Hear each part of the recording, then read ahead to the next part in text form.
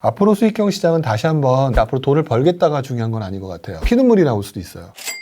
수익형, 요새 수익형 부동산 또 관심 있는 분들 많으신데 수익형 부동산은 좀 어떻게 보세요? 수익형이다, 시세 차익형이다 라고 하는 부분은 그때그때마다 상황에 따라서 조금 달라지는 부분이 좀 있는 것 같아요. 저 같은 경우는 흑수저였던 분들 있잖아요. 네. 이분들은 이 짜릿함 때문에 시세 차익형 투자를 더 좋아해요. 왜? 수익형은 한 달에 얼마 들어온다. 근데 한 달에 예를 들어서 2, 30 들어온다라고 보다 한 달에 뭐 1,000만 원 들어온다면 또 감이 들리긴 하지만 뭐 2, 30 들어온다라고 하는 것보다 투자를 했더니 뭐 한 1년에 뭐 한 1억을 벌었더라. 이러면 일단 짜릿하잖아요. 저 같은 경우도 예전에는 굉장히 시세 차익형 투자에 집착을 하는 입장이었던 것 같아요. 저의 경우에도. 네. 근데 이제 지난 그 침체장이 왔을 때는 이제 투자를 할 만한 데가 이렇게 마땅치가 않다 보니까 자꾸 수익형 투자를 생각하는 경우가 많더라고요. 근데 항상 보면은 이 사람의 성향에 대해서 좀 많이 좌우가 되는 부분이 있는 것 같아요. 은퇴를 고민하시는 분들은 수익형을 좀 고민하기도 하고 그렇게 하시더라고요. 수익형 투자하고 시대차익형 투자는 좀 양립하는 시장이지 서로 보완되는 시장일 뿐이다라는 생각이 지금은 들어요. 다만 지금 이제 한 가지 좀 걱정이 되는 게 시세 차익형 투자의 시장이 죽었으니까 지금은 이제 뭐 상가라든지 뭐 토지라든지 이렇게 많이 들어가면서 수익형 투자에 관심을 가질 수밖에 없고요. 지난 2008년 금융위기 이후에도 사람들한테 먹혀들었던 투자 방식이 뭐냐면 경매가 유행을 하기 시작하면서 투자 자금 대비 몇 퍼센트의 수익률 이라고 하는 그 어떤 그 뭐랄까 사람들한테 그 던져주는 키워드 이거의 짜릿함 뭐 500%의 수익률. 근데 500% 수익률이지만 실제로 보면 50만 원이에요. 뭐 이런 것들. 그러니까 이 수익형 투자라고 하는 부분이 어느 게 맞다 틀리다 어느 게 좋다의 문제라기보다는 적정하게 상황에 따라서 그냥 바꾸면서 투자하는 게 맞다라는 생각이 좀 들고요. 지금장까지는 시세 차익형 투자가 조금 더 유리하다고 봐요. 그리고 침체장에는 수익형 투자가 유리하다고 봐요. 왜냐하면 시세 차익형 투자를 아무리 찾아도 없을 수가 있거든요. 그럴 때는 시장의 그 가격대가 상당히 많이 낮아져 있고 그 시점에 많은 사람들이 시세 차익형을 얻을 수 없는 상황에 뭐 경매라든지 기타 다른 방법으로 가격을 낮추는 방법을 통해서 수익을 만들어낼 수 있는 그래서 그 당시 제일 많이 유행했던 게 초소형 오피스텔이라든지 빌라라든지 이렇게 해서 수익형 투자로 많이 가셨거든요. 제가 선호한 투자는 아무래도 수익형 투자보다는 시세 차익형 투자가 성향에 맞다. 근데 수익형 투자는 침체장 때는 진짜 굉장히 도움이 되는 투자다. 왜냐면 그 당시에 유행했던 그 분위기로 보게 되면 확실히 수익형 투자로 가격대가 낮은 거를 더 낮게 만들어서 수익을 그때 이제 상가를 뭐 경매를 만든다든지 또는 뭐 다양한 방법으로 그렇게 해가지고 월세 얼마 이상 만드신 분들이 상당히 많았거든요. 지금 당장의 모습보다는 그 침체장이 왔을 때는 수익형 투자가 굉장히 그분들한테는 도움이 될 거다. 역시 좀 사이클에 가깝게 설명을 했네요. 아, 그래서 제가 그때 16년도에 이제 첫 투자는 16년도에 했고 이제 15년도부터 공부를 했는데 그때 엄청 나왔던 책들이 수익형 책들이었어요. 네, 맞아요. 침체장을 이제 막 벗어나기 시작하면서 나왔던 책들이. 그게 이제 침체장에서 시세 차익을 보기 어려운 시장이 접어드니까 시세 차익형이 머릿속에 사라졌잖아요. 그러면 이분들의 로망은 뭐냐면 월세 받는 거예요. 맞습니다. 그러니까 이 키워드를 자극한 시장이었던 거죠. 그래서 그 수익형에서 월 얼마를 번다. 근데 여기서도 또 함정이 있었어요. 맞다 틀리다의 문제는 아니지만 금액 자체가 적은 금액으로 소액 투자잖아요. 소액 투자를 해서 몇백 퍼센트를 해봤자 그 큰 금액으로 들어가가지고 뭐 한 10% 수익률보다 낮아요. 이럼에도 불구하고 많은 분들한테는 어쨌든 그 시세 차익을 얻을 수 없기 때문에 수익형 투자 시장으로 많이 접근하는 근데 또 수익형 시장은요, 시세 차익형 시장이 돌아오게 되면 조금 주춤하는 경향이 많아요. 왜? 덩어리의 금액이 크기 때문에 시세 차익형 금액이. 그래서 시세 차익형 시장이 들어왔을 때 수익형 얘기를 하는 시장이 뭐라 그럴까 대세장이 아니었잖아요.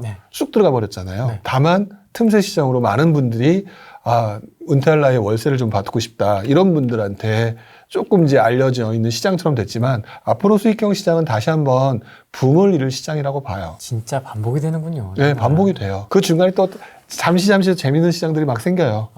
예전에도 그랬고. 그래서 저는 그래서 많은 분들한테 그럼 시세 차익 끝나면 수익형 이거보다는 본인들의 은퇴라든지 이런 부분 고민해야 되잖아요. 그러니까 수익형이라고 하는 부분을 잘 감안해서 자신의 포트폴리오를 좀 잘 짜주시는 게 제일 좋을 것 같아요. 근데 이제 몇 퍼센트가 좋냐 이것도 정답은 없는 거니까. 그것도 다 다르죠. 네, 정답은 없는 거니까. 그래서 어느 게 맞다라고 말씀을 드릴 수는 없는데 제가 본 바에 의하면 진짜 보수적으로 운영하시는 분들을 좀 여유 있게 하시는 분들을 보면 확실히 시세 차익형과 수익형의 그 어떤 포트폴리오를 가지고 계신 것 같아요. 근데 시작한 지 얼마 안 된 사람들은 약간 몰빵형에 가까워요. 몰빵형에.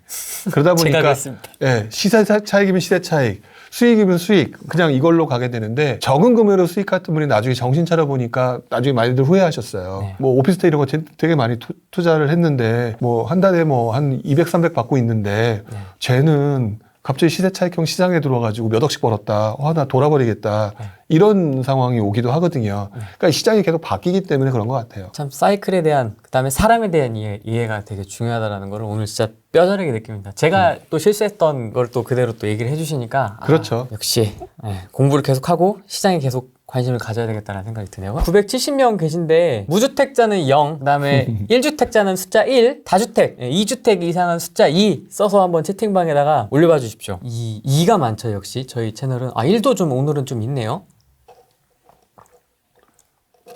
0, 1, 2로 해달라니까 어떤 분은 5 쓰시더라고요. 2가 많죠, 저희는. 아무래도. 0도 좀 있고요. 오늘은 좀 0이신 분들도 많이 있으시네요. 아무래도 부룡님이 계시다 보니까 이제 일시적 일광일세. 디테일하게.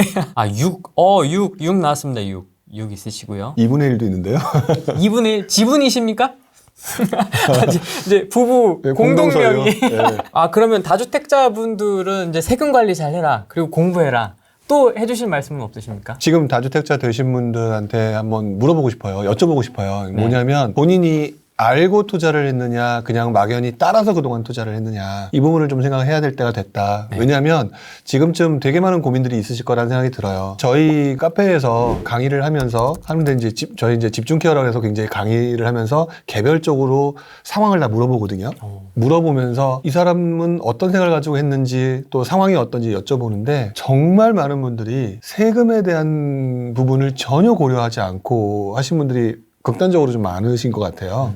그러니까 예를 들어 극단적으로 강남을 한 세 채 가지고 있다라고 하면은 이 종부세가 지금 장난이 아니잖아요. 이분들 같은 경우는 결국에는 팔려고 하는 부분이라든지 뭐 이렇게 좀 들어가야 되는 게 지금 중점적으로 돼야 되는데 여기서 요즘 유행하는 게 뭐 어디 투자하니까 여기 또 뭐 분양권을 산다, 재개발을 산다 이렇게 해야 나오신 분들이 있어요. 이게 뭐냐면 종부세가 나오기 전에 이 세금이라고 하는 부분, 아까 제가 명목소득과 실질소득을 얘기했는데 이 부분을 좀 더 정확히 하셔야 되는 부분이 있어야 될 것 같고 예. 그 다음에 그 중에서 또 이제 어떤 분들 같은 경우는 종부세 내고 버티겠다라고 얘기를 하시는 분들이 있거든요. 옛날에도 그랬다. 근데 옛날에도 그랬다가 아니라 옛날에 제 기억으로 2006년, 7년 정확히 몇 년인지 모르겠는데 종부세가 처음에 딱 나오고 난 다음에 강남의 분위기가 확 얼어붙었어요. 그래서 그때 주변장이 막 강세를 보일 때 강남장은 한 1년에서 2년 정도 굉장히 주춤하는 장이었었어요. 뭐 강남이 그렇다고 해서 지금도 똑같다 이렇게 말씀드릴 수는 없지만 네. 그만큼 종부세의 영향이 엄청나게 컸던 것도 사실이었고, 그러니까 세금 부분에 대해서는 뭐 거두절미하고 지금 가끔가다 뭐 세무사 상담 같은 경우 받아보시는 분들이 있잖아요. 지금 자기 포트폴리오 상에서 이거를 본인이 견딜 수 없는데도 불구하고 지금 막연하게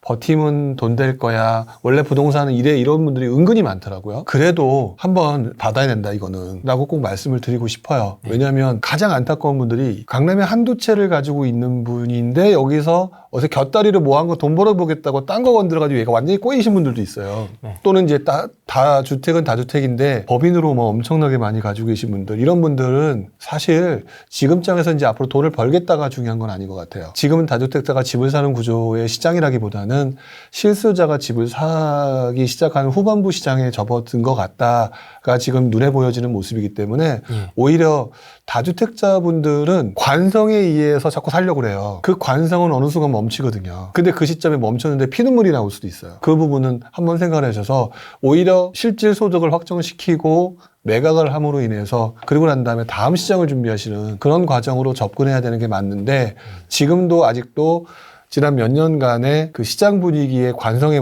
맞춰서, 근데 아까 제가 그랬잖아요. 시간이 흐르면 흐를수록 C급지에 가 있는데 그걸 모르고 있는 사람이었다. 지금도 다주택자들은 더 이상 움직이기가 어려운 시장으로 데리고 가는 상황이 된다면 이제부터는 차라리 수익을 확정시키고 그걸 쥐고 있는 상태에서 뭔가 다른 식으로 바꿔가려고 노력하려고 하는 시장이어야 되는데 계속해서 뭔가 가져가려고 또 이제 그 와중에 또 어떤 분은 강남이나 이런 부분 절대 못 놓쳐 뭐 이런 분들도 있는데 그거는 이번에 버린다고 막말로 다음에 또 못 얻는다는 것도 없고 시장은 계속 반복된다는 얘기는 제가 말씀을 드렸잖아요. 그렇게 해서 좀 가져가시고 좀 포트폴리오 조정하시는 거, 리빌딩 하시는 거, 이 부분은 이제는 필요할 때다가 아니라 원래 그 시기다라는 말씀을 좀 드리고 싶어요.